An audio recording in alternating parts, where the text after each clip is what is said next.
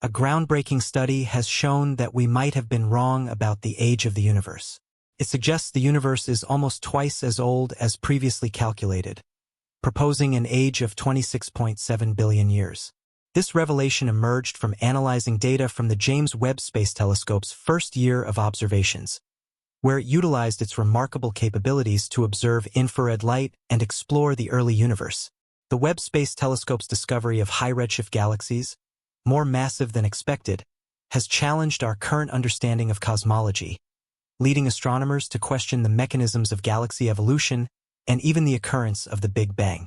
However, by reviving a century-old idea, a study shows that we might have wrongly estimated the age of the universe itself. So, what's the age-old idea that is able to explain the unusual galaxies Webb saw at the edge of time?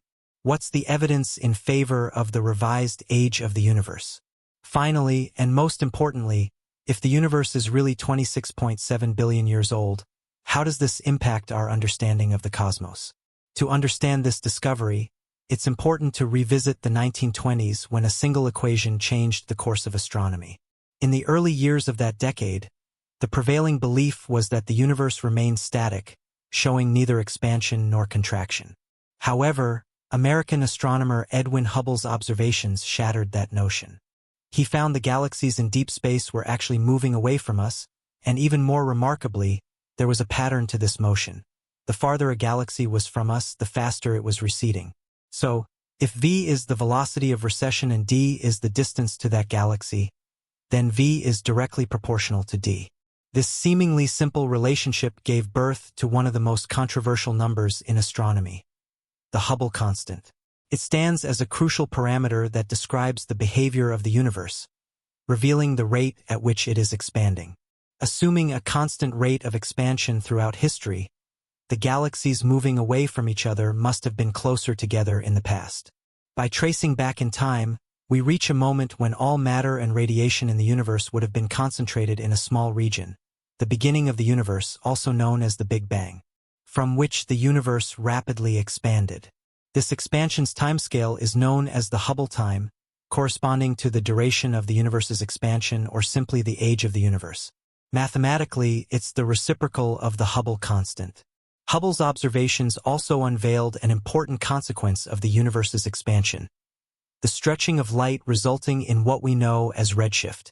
When a distant galaxy emits light as it travels through the expanding universe, the light waves get stretched, causing a shift toward the red end of the spectrum. The farther the galaxy, the redder it appears. However, not everyone was happy with the idea of the expanding universe.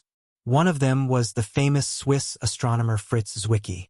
Zwicky was one of the greatest minds of his era, a brilliant astronomer who had predicted the existence of dark matter and neutron stars. He also pioneered the study of supernovas and cosmic rays. But Zwicky wasn't convinced by the way Hubble had interpreted redshift and concluded that the universe is expanding. He offered an alternative explanation, the tired light hypothesis. According to Zwicky, light photons lose energy through collisions with other particles during their journey to us, resulting in a shift toward the red end of the spectrum. This idea did not involve the Big Bang or the expansion of the universe. In the 1940s, the famous alpha-beta-gamma paper provided strong evidence in support of the Big Bang theory. This paper demonstrated that elements like hydrogen, helium, and other heavier elements were created during the early stages of the universe, a phenomenon that could only be explained by the Big Bang. Subsequently, in the 1960s, the discovery of the cosmic microwave background, CMB, radiation became landmark evidence for the Big Bang and the expansion of the universe. The CMB is the afterglow of the early universe, and its detection lent further support to the Big Bang theory, solidifying its place as the leading explanation for the origin of the universe. With the accumulating evidence and observations, the tired light hypothesis proposed by Fritz Zwicky lost its ground and eventually faded from the forefront of cosmological discussions. Currently, the behavior of the universe is elegantly described by the LCDM model, which stands for lambda cold dark matter. This model portrays the universe as an accelerating, expanding system incorporating the presence of dark energy and dark matter. It successfully accommodates key features of the Big Bang theory as well as cosmological redshift caused by the universe's expansion. However, the recent observations from the James Webb Space Telescope have raised intriguing challenges to the LCDM model. By peering into the deep universe and observing the nature of high-redshift galaxies, Webb has revealed aspects of the universe that the LCDM model struggles to explain. The problem lies with the redshift. In the present era, the universe has a redshift of 0, and as we move backward in time, the redshift increases. This means that objects at higher redshifts are farther away and represent earlier stages of the universe. The James Webb Space Telescope made significant observations that challenged the traditional LCDM model. It revealed fully evolved, bright, and massive galaxies at redshifts of z equals 11 and 15, corresponding to an age of just 300 to 500 million years after the Big Bang. While similar galaxies at a redshift of 10 were previously observed with the Hubble Space Telescope, Webb's findings intensified the anomaly by providing data on multiple high-redshift galaxies consecutively. The challenge arises from the predictions of the LCDM model, which suggests that stars start forming in the young universe when it is around 150 million years old at redshifts greater than 20. It then takes about 1 billion years for the stars to fully form into massive and bright galaxies. However, the high-redshift galaxies observed by Webb do not conform to this prediction. If the stars indeed started forming when the universe was 150 million years old, it becomes puzzling how they could have rapidly formed large and luminous galaxies by the time the universe reached an age of 300 to 500 million years. This discrepancy is known as the G-impossible early galaxy problem.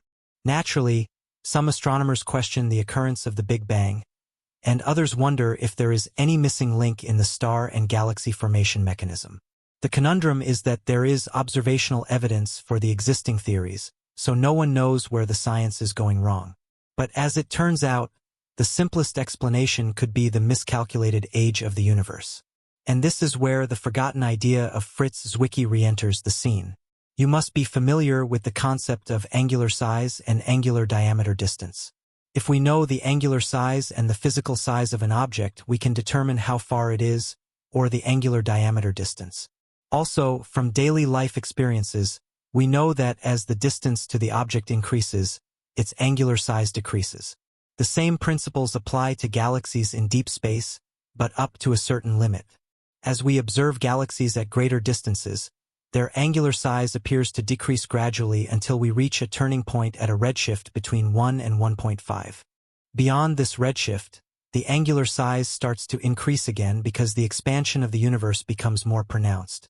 Now, this is where Webb found a discrepancy. The currently accepted LCDM model predicts a turnover at a redshift of 1.5, but Webb observed a turnover at a redshift of more than 10. To address the discrepancy and tackle the G-impossible early galaxy problem, theoretical physicist Rendra Gupta from the University of Ottawa has proposed a novel approach. Of course, Zwicky's tired light hypothesis alone cannot explain Webb's observations because it lacks the expansion component.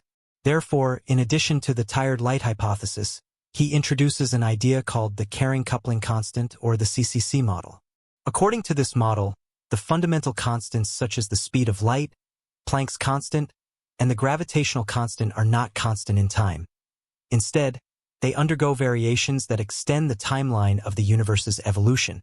By incorporating the CCC model alongside the tired light hypothesis, Gupta's work provides a unique perspective on the challenges posed by the observations of early galaxies. This approach stands apart from the LCDM model, where the accelerating universe is described by a constant lambda. Instead, the CCC model introduces another constant that accounts for the dynamic evolution of fundamental constants over cosmic time. To assess which model aligns best with observations, Gupta examined several possibilities: the tired light model on its own, the combination of tired light with the CCC model, the combination of tired light with the LCDM model in isolation, and an alternative version of the tired light model. Among these, CCC plus TL and LCDM plus TL are of utmost importance. And the reason is this graph. It's a plot between the redshift and angular size of the galaxies. The blue marks represent the galaxies observed at different redshifts before the James Webb Space Telescope, and the red ones are the Webb galaxies. The different curves show how the angular size of the galaxies varies according to different models. As you can clearly see, the currently accepted model, the LCDM model in green, shows a turnover at a redshift of about 1.5. Beyond that, it significantly deviates from the redshift of the observed galaxies. However, the angular size for the CCC plus TL model, shown in the dark blue line, becomes smaller and smaller until beyond z greater than 10. It not only matches the observations made by telescopes before James Webb, but also aligns with the high redshift JWST galaxies. In addition to comparing the theoretical models with observational data, the analysis also involved examining the physical size of objects predicted by each model. Interestingly, the CCC plus TL model demonstrated an advantage in this aspect as well. According to it, the size of objects at higher redshifts was found to be 15 to 20 times greater than that predicted by the LCDM plus TL model. This disparity in object size provides a plausible explanation for the observed massiveness of high redshift galaxies, further supporting the viability of the CCC plus L model in addressing the challenges posed by early universe observations. According to the CCC plus TL model, the universe would be 5.8 billion years old at a redshift of 10 and 3.5 billion years old at a redshift of 20. This extended time frame allows more opportunity for galaxies to form and evolve into massive and luminous structures. The concept of an evolving universe has always been a subject of intense debate and fascination in the realm of cosmology. It challenges our perceptions of time, space, and the fundamental constants that govern the laws of physics. As we delve deeper into the mysteries of the universe, new observations and theoretical frameworks continue to reshape our understanding. One of the central pillars of modern cosmology is the lambda cold dark matter, LCDM, model, which elegantly explains the accelerated expansion of the universe driven by dark energy and the gravitational influence of dark matter.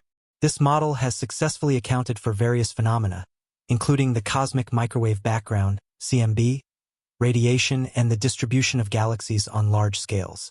However, the recent findings from the James Webb Space Telescope, JWST, have brought forth intriguing challenges to the LCDM model.